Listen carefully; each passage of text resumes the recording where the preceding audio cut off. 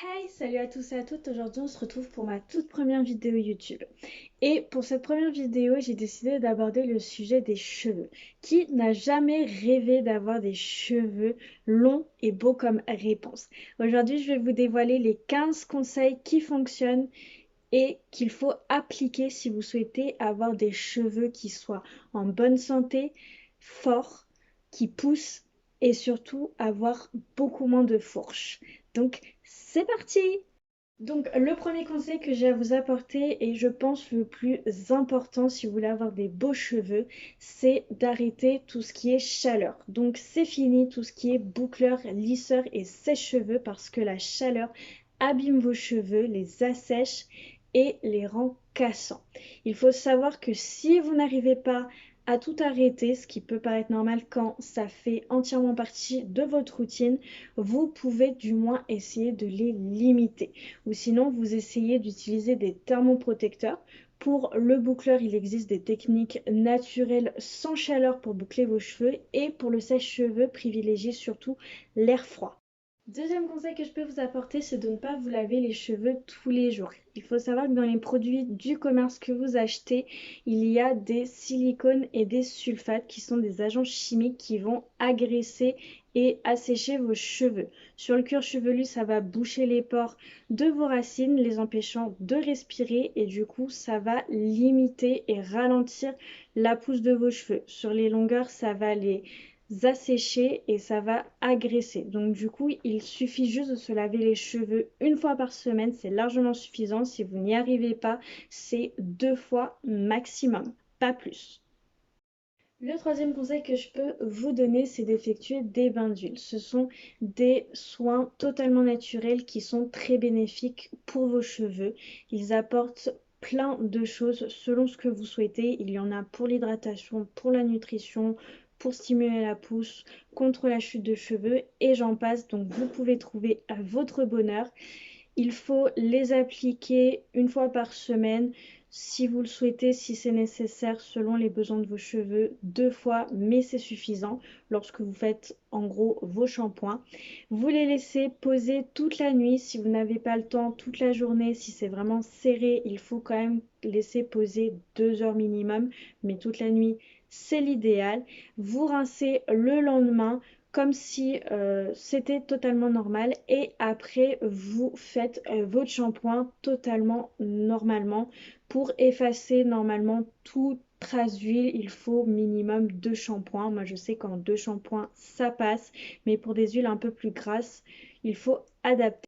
Le quatrième conseil, c'est d'adapter les soins et les shampoings que vous allez utiliser aux besoins de vos cheveux. Donc avant tout achat capillaire, il faut regarder et prendre le temps de voir et d'analyser les besoins de nos cheveux. Est-ce qu'ils sont secs? Est-ce qu'ils sont ternes? Est-ce qu'ils sont déshydratés? Et j'en passe. Comme ça, vous pourrez adapter et optimiser les bienfaits des soins et des shampoings que vous allez acheter. Le cinquième conseil, c'est de ne laver que vos racines. En effet, les dépôts de pollution, de poussière, etc. vont se déposer que sur vos racines et votre cuir chevelu. Mettre du shampoing sur vos longueurs, ça va ne faire que les assécher. Alors effectivement, lorsque vous effectuez des bains d'huile, vous pouvez juste, afin de l'éliminer, appliquer un petit peu de shampoing, mais c'est tout.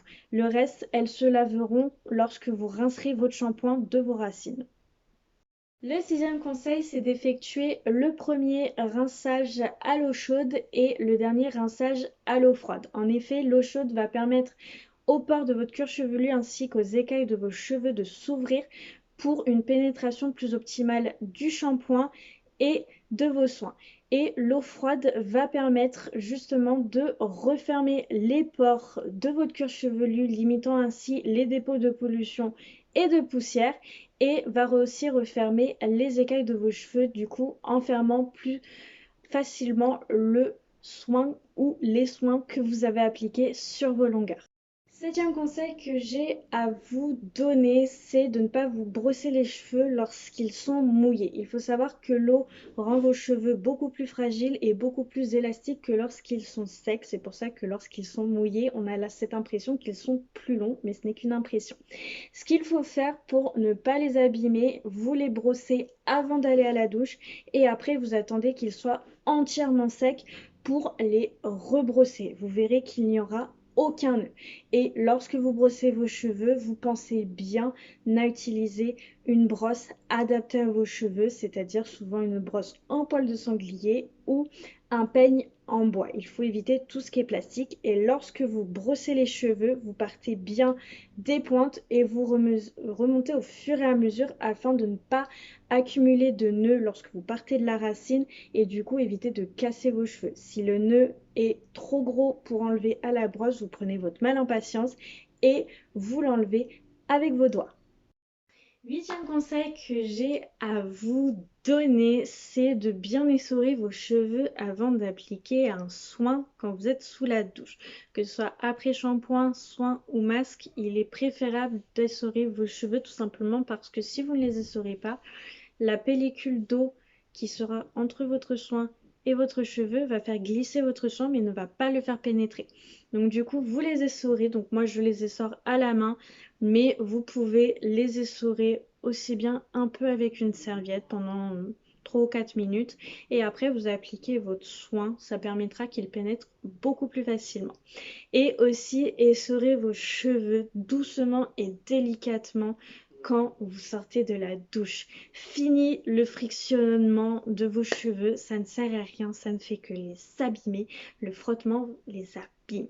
Donc du coup, je préconise surtout de les essorer comme si c'était une éponge et d'utiliser des serviettes en coton. Il y en a même qui utilisent des t-shirts, tout simplement parce que le coton est une matière très absorbante et surtout qu'elle n'abîme pas votre cheveu.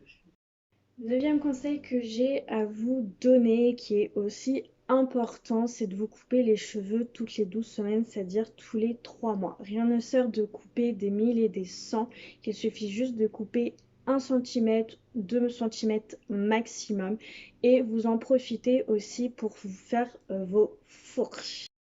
Le dixième conseil que j'ai à vous donner, c'est de prendre des produits pour stimuler la pousse. Donc, il y a différentes façons pour stimuler la pousse de vos cheveux, comme l'huile de ricin, faire des massages crâniens. Donc, vous pouvez le faire tous les jours ou lorsque vous appliquez votre huile ou votre shampoing en faisant un massage circulaire avec la pulpe de vos doigts.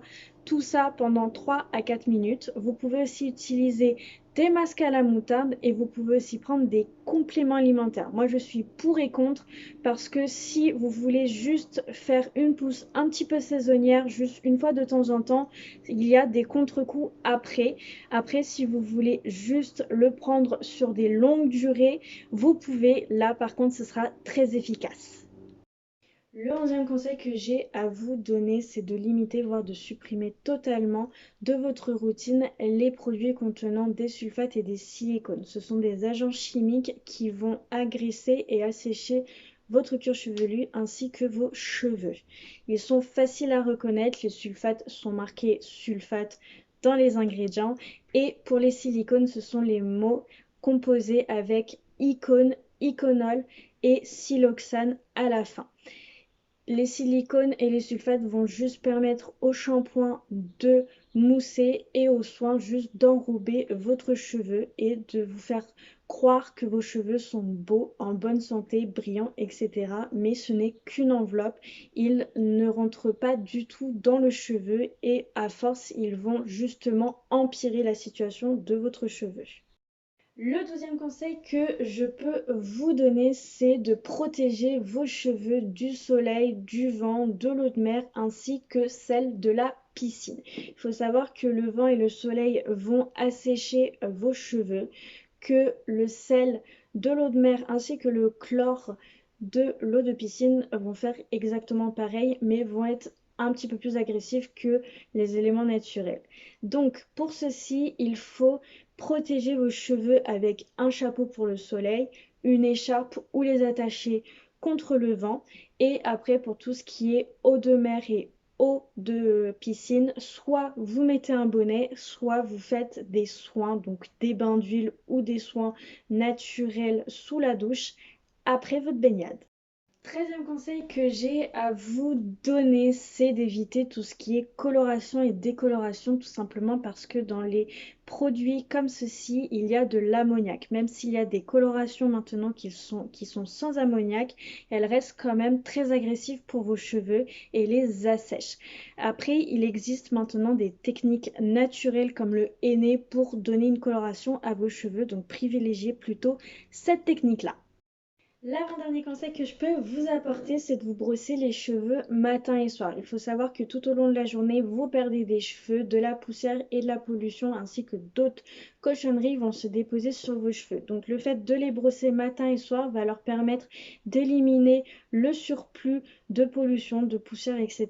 Et surtout d'enlever les cheveux morts qui n'ont pas réussi à tomber d'eux-mêmes durant la journée. Si vous le souhaitez, durant la nuit, vous pouvez dormir avec une coiffure protectrice telle qu'une natte ou un chignon, mais ça, ce n'est pas obligatoire et c'est surtout si vous bougez énormément. Et enfin, le dernier conseil, et c'est celui souvent qu'on oublie le plus, c'est l'alimentation. Il faut savoir que vos cheveux ainsi que votre peau sont les messagers externes de votre état interne. Il faut savoir que du coup, si vous n'apportez pas tous les besoins dont a besoin votre peau et vos cheveux, alors vous ne pourrez pas avoir tout ce que vous souhaitez. C'est-à-dire qu'il faut apporter de tout, un peu tout le temps, pour avoir une belle peau et de beaux cheveux. Vous aurez beau prendre des compléments, faire des bains d'huile, faire des routines naturelles, si de l'intérieur ça ne va pas, l'extérieur ne pourra pas suivre. Et voilà, la vidéo est terminée. J'espère qu'elle vous aura plu. J'espère que ces conseils vous serviront, vous aideront. Et surtout, si la vidéo t'a plu, n'hésite pas à lâcher un petit like. Bisous bisous!